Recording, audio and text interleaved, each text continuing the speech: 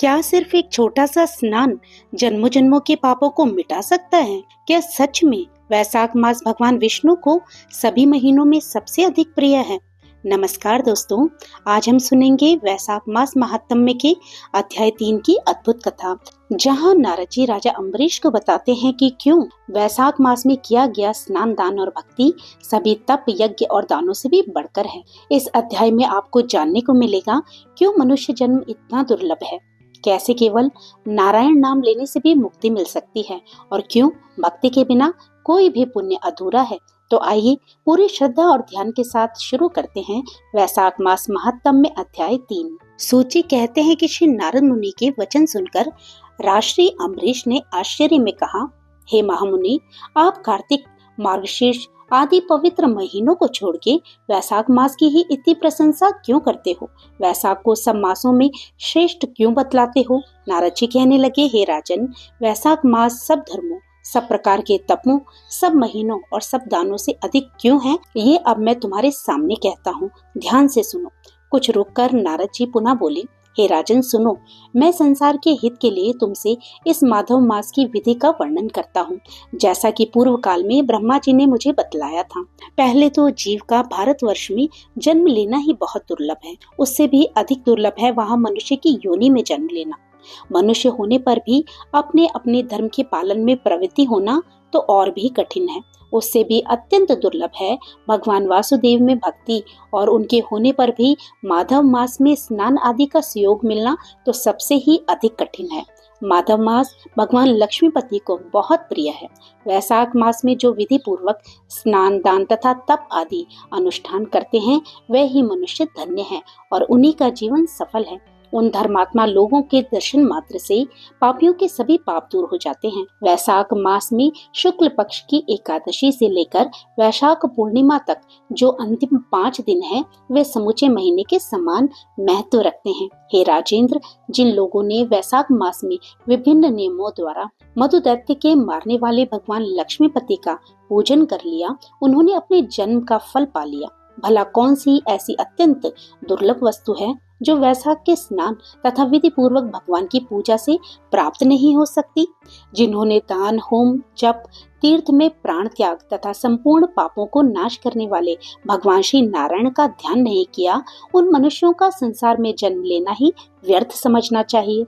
जो धन के रहते हुए भी कंजूसी करता है, दान आदि किए बिना ही मर जाता है, उसका धन व्यर्थ है। हे राजन, उत्तम कुल में जन्म, अच्छी मृत्यु, श्रेष्ठ भोग, सुख, दान करने में प्रसन्नता, उदारता तथा धैर्य, ये सब कुछ भगवान श्री हरि विष्णु की कृपा से ही प्राप्त होता है।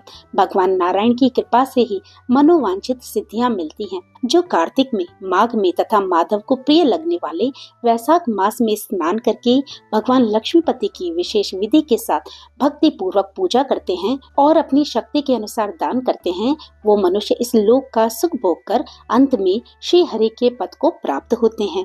हे राजन, जैसे सूर्य उदय होने पर अंधेरा खत्म हो जाता है, ठीक उसी तरह वैशाख मास में प्रातः स्नान करने से अनेक जन्मों के पाप नष्ट हो जाते हैं। ये बात ब्रह्मा जी ने मुझे स्वयं बताई थी। भगवान श्री विष्णु ने माधव मास की महिमा का विशेष प्रचार किया है। वैशाख महीना आने पर मनुष्यों को गंगा, नर्मदा, यमुना तथा सरस्वती में सूर्योदय से पहले स्नान करके भगवान मुकुंद की पूजा करनी चाहिए। इससे तपस्या करने जितना फल मिलता है, साथ ही अक्षय स्वर्ग की प्राप्ति होती है। हे राजन, देवादिदेव लक्ष्मीपति पापों का नाश करने वाले हैं। उन्हें नमस्कार करके चैत्र की पूर्णिमा को वैशाख स्नान व्रत का आरंभ करना चाहिए।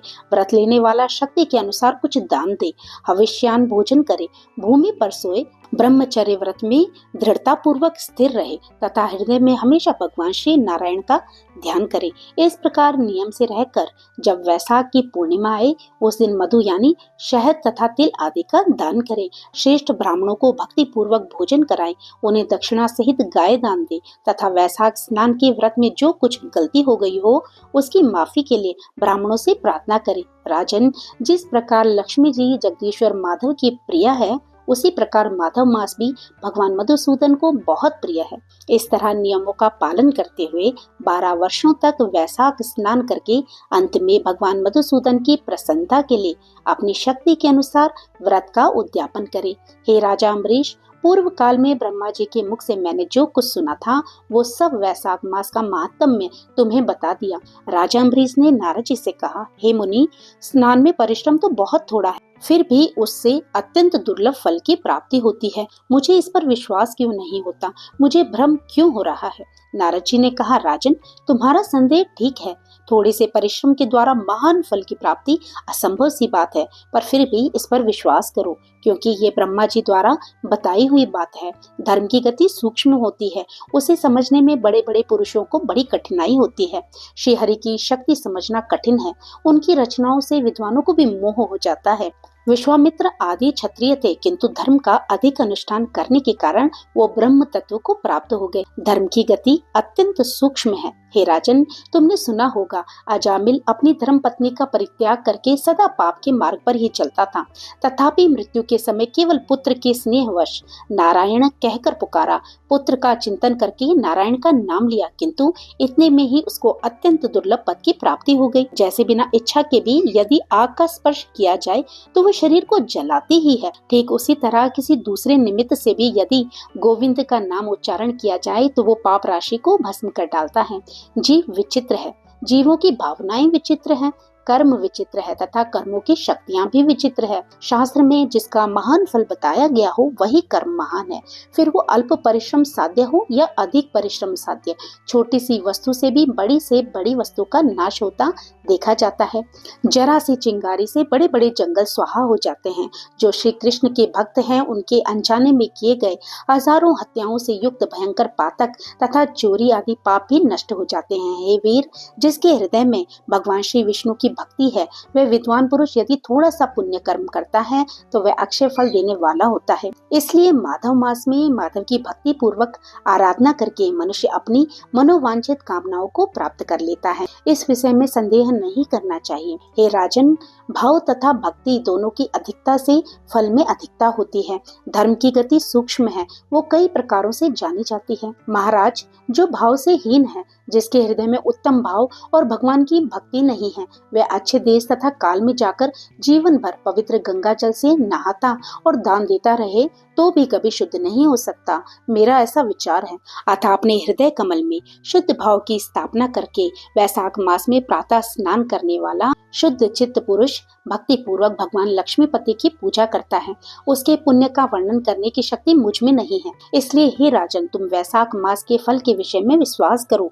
छोटा सा शुभ कर्म भी सैकड़ों पाप कर्मों का नाश करने वाला है। जैसे हरि नाम के भय से राशि राशि पाप नष्ट हो जाते हैं, उसी प्रकार सूर्य के मेष राशि में स्थित होने पर प्रातः स्नान करने से तथा तीर्थ में भगवान की स्तुति करने से भी समस्त पापों का नाश हो जाता है। जिस प्रकार गरुड़ के तेज से सांप भाग जाते हैं, उसी तरह प्रातः वैशाख स्नान करने से पाप नष्ट हो जाते हैं, जीवन से भाग जाते हैं। ये निश्चित बात है। जो मनुष्य मेष राशि के सूर्य में, गंगा या नर्मदा के जल में नहाकर 1, 2 या तीनों समय भक्ति भाव के साथ पाप प्रशमनम नामक स्तोत्र का पाठ करता है, वह समस्त पापों से मुक्त होकर परम पद को प्राप्त होता है।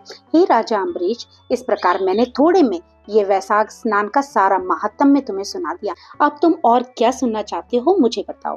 तो भक्तों, आज का अध्याय यहीं पर विराम लेता है। इससे आगे की कथा का श्रवण आप कल करेंगे।